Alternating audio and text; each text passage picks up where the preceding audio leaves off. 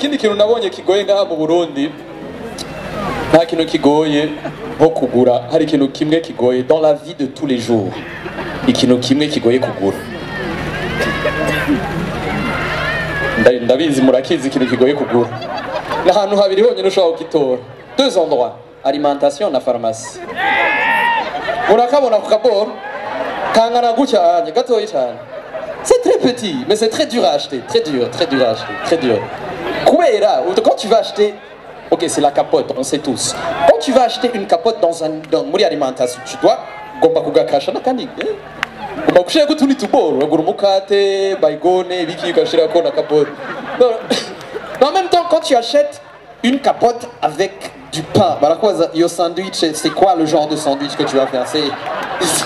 C'est normal, quand tu prends du vin, des trucs comme ça, des roses, des bougies, voilà, tu mets des capotes automotive, à l'isserier, à Guillemori, à faire.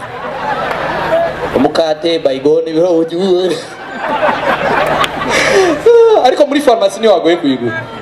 dans une pharmacie, on sait tous ce que la capote, elle fait, on sait tous. Mais c'est les médicaments qui sont là-bas, tu sais pas ce qu'ils font. Amoxicilline, cotrimoxazole, c'est très... Je peux avoir de la cotrimoxazole? Mais tout ça tout le monde sait à quoi ça sert. Tout le monde sait. Tu peux pas dire non, en fait, nous va classique. Non, tout le monde sait. Quand il y a à chaque fois dans une pharmacie, il y a des gens, il y a plusieurs personnes. C'est qui tout à chaque fois. Oh la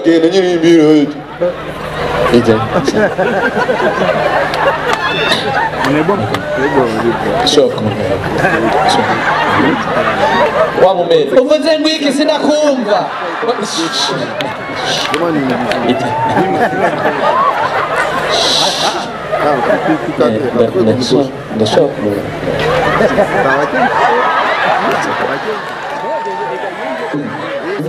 Sinakumva ntuze wevu.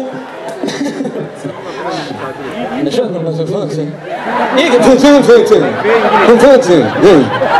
vous aime chaque capote. Akachawaza, la question fatidique, c'est là elle te pose la question.